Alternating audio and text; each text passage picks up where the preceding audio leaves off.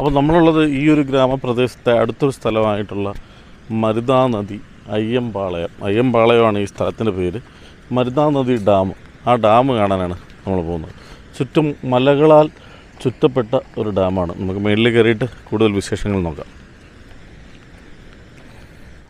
ഒരു ഡാമിൻ്റെ സൈഡിലൂടെ നടക്കുന്നത് ആദ്യമായിട്ടാണ്.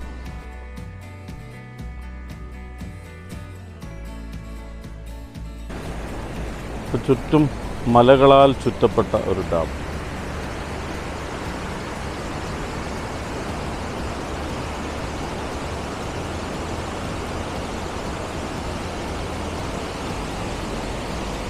ഇത് കൃഷി ആവശ്യത്തിന് വേണ്ടിയിട്ടാണ് ഇങ്ങനൊരു ഡാമുള്ളത് ഇവിടെ.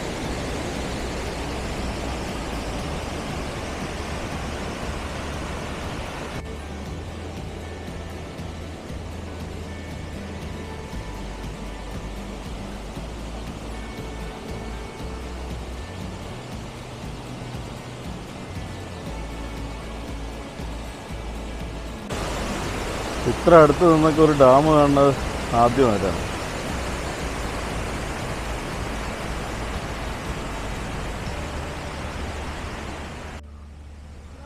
മലകളാൽ ചുറ്റപ്പെട്ട ഒരു ഡാം. പ്രകൃതി ഭംഗി എന്ന് പറയുന്നതാണ്. കണ്ടില്ലേ, വരച്ചു വെച്ചതുപോലുണ്ട്. ഈ ഡാമിൻ്റെ ഡീറ്റെയിൽസാണ് ഇവിടെ ഉള്ളത്.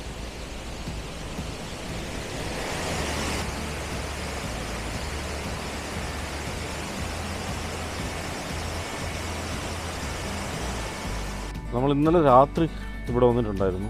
ഇന്നലെ രാത്രി നല്ല തണുപ്പായിരുന്നു. ഇവിടെ വന്ന് നമ്മൾ ഒരുപാട് നേരം ഇവിടെ സ്പെൻഡ് ചെയ്തിട്ടാണ് തിരിച്ചു പോയത്.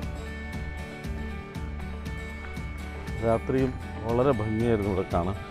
പക്ഷെ നമ്മുടെ വീഡിയോ അത്ര ക്ലിയർ ഇല്ലായിരുന്നു.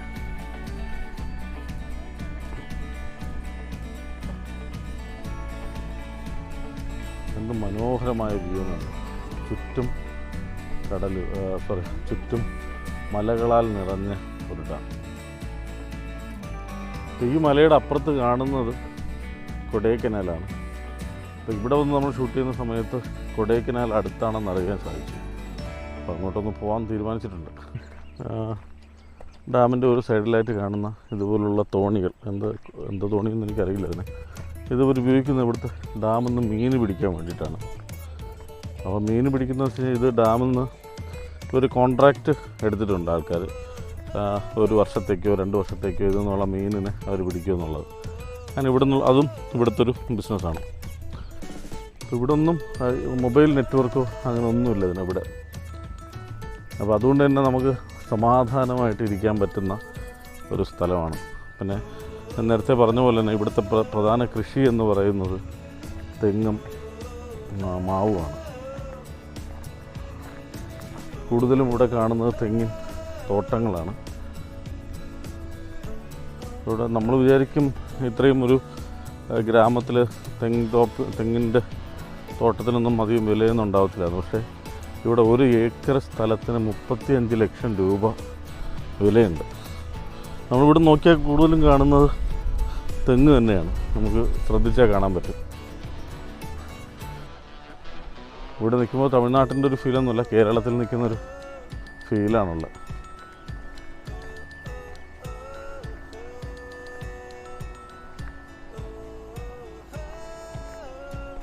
അപ്പോൾ ഇതിന് മുകളിലായിട്ട് എനിക്ക് അങ്ങ് ദൂരത്തായിട്ട് ഒരു വാട്ടർഫോള് കാണുന്നുണ്ട്. ഈ ഒരു ഭാഗത്തായിട്ട് ഒരു വാട്ടർഫോള് കാണുന്നുണ്ട്. അപ്പോൾ അവിടെ പോകാൻ സാധിക്കുമെന്നാണ് ഇവിടുത്തെ ആൾക്കാർ പറഞ്ഞത്. പക്ഷേ പോകണമെങ്കിൽ 45 മിനിറ്റ് നമ്മൾ കാടിലൂടെ യാത്ര ചെയ്യണം. അത് നെക്സ്റ്റ് ടൈം വരുമ്പോൾ, ഇപ്പോൾ സമയമില്ലാത്തതുകൊണ്ടാണ്. നെക്സ്റ്റ് ടൈം വരുമ്പോൾ എന്തായാലും അവിടെ പോകും.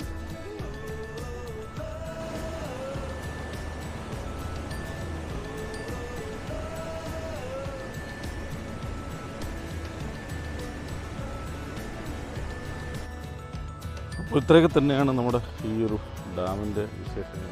നമ്മളിപ്പോൾ പോകുന്നത് ഇവിടെ ഈ മത്സരത്തിനൊക്കെ ഉപയോഗിക്കുന്ന മാട് അതുണ്ടെന്ന് പറഞ്ഞു.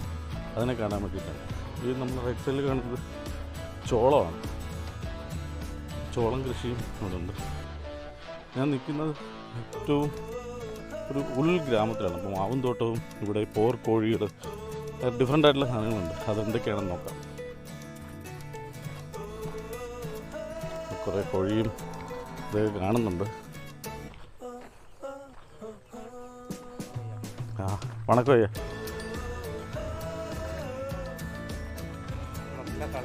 ആ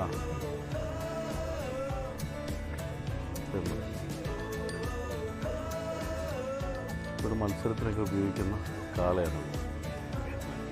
റൈസ് മോഡല്ലേ, ഇവിടുത്തെ റൈസിന് ഉപയോഗിക്കുന്ന കാളയാണ്. അപ്പോൾ ഒരു പ്രത്യേകം പ്രൊട്ടക്റ്റ് ചെയ്താണ് നിർത്തിക്കുന്നതിന്. അതുപോലെ കോഴികളുണ്ട്.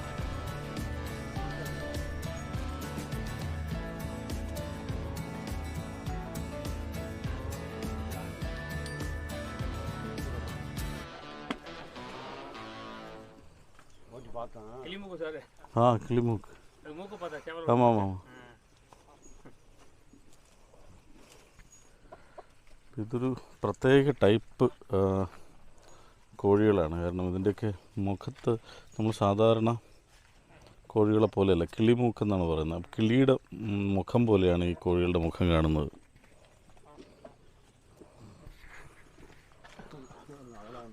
ഒത്തിരി കോഴിയുണ്ട് ഉണ്ടോ. അപ്പോൾ ഈ കോഴിയൊക്കെ കണ്ടിട്ട് നമ്മൾ നേരെ കാണുന്നത്, ഇവിടെ ഇരുന്നാൽ കാണുന്നൊരു സീനെന്ന് പറയുന്നത് ഇതാണ്.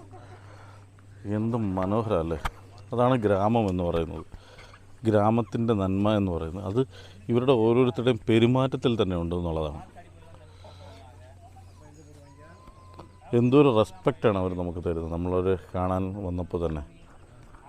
പിന്നെ കാണുന്ന മാവിൻ്റെ തോട്ടമാണ് ഉള്ളിലേക്ക് കാണുന്നത്.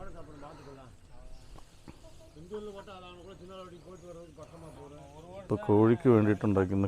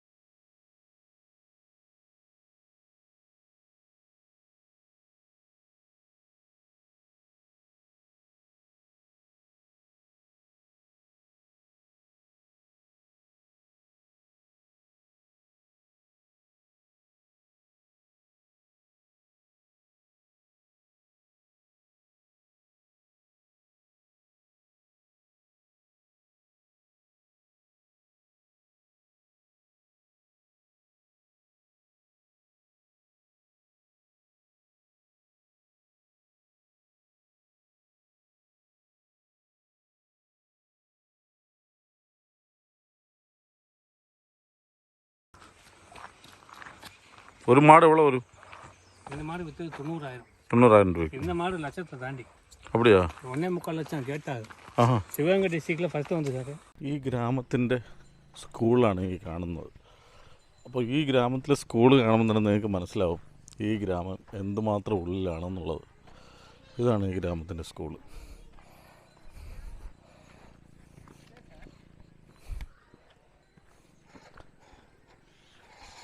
നല്ല അതിമനോഹരമായ ഗ്രാമഭംഗിയുള്ളൊരു സ്ഥലം.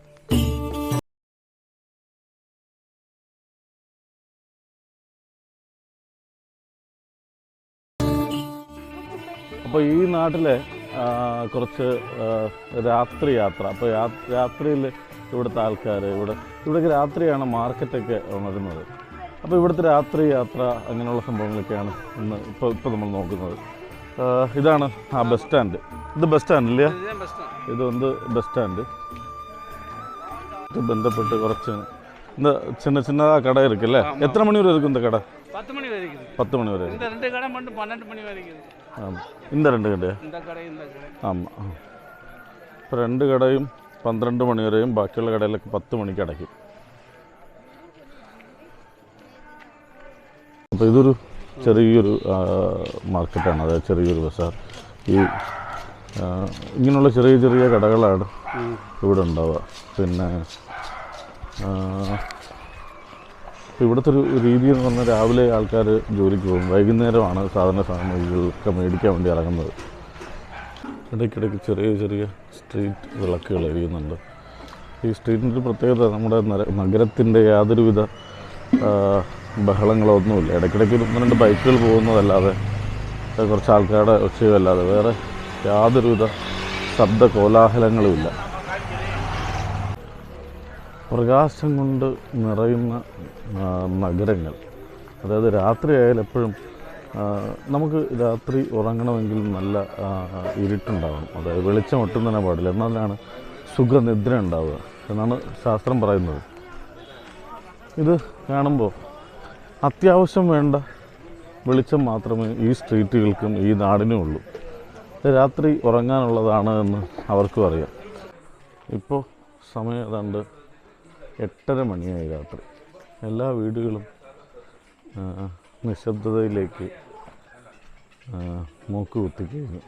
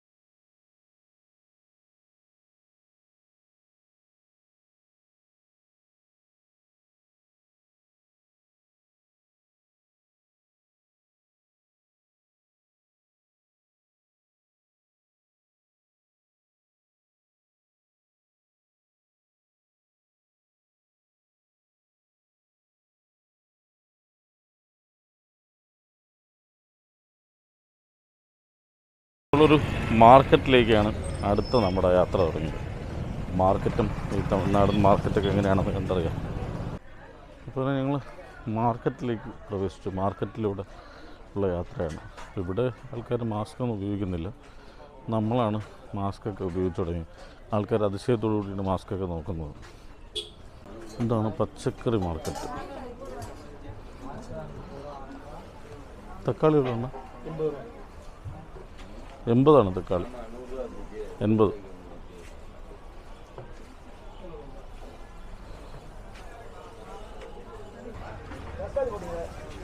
തക്കാളി എവിടെയാമോ? അപ്പോൾ നമ്മുടെ ജീവിത സാഹചര്യങ്ങൾ അല്ലെങ്കിൽ നമ്മുടെ കേരളത്തിൽ ജീവിക്കുന്ന ആൾക്കാരുടെ സാഹചര്യങ്ങൾ എന്തുകൊണ്ടാണ് ചിലവേറുന്നതെന്നുള്ള ഏറ്റവും വലിയ ഉദാഹരണമാണ് നമ്മളിപ്പോൾ കണ്ടത്.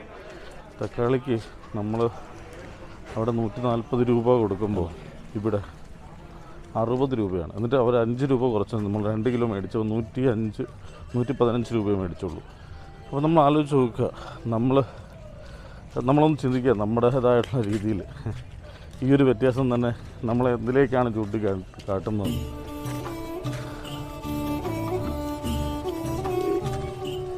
നമ്മളിവിടെ മാസ്കൊക്കെ വെച്ച് നടക്കുമ്പോൾ ആൾക്കാർ അതിശയത്തോടു കൂടി നോക്കുകയാണെന്ന് തോന്നുന്നു. കാര്യം ഇവിടെ ആരും മാസ്കൊന്നും ഉപയോഗിച്ചിട്ടില്ല. മാസ്ക് എന്ന് പറഞ്ഞ ഒരു സാധനം, കൊറോണയെ യാതൊരു തരത്തിലും പേടിയും ഇവിടെ ഉള്ളവർക്കായിട്ട് തോന്നുന്നില്ല. ഇതൊക്കെയാണ് തമിഴ്നാടൻ വിശേഷങ്ങൾ.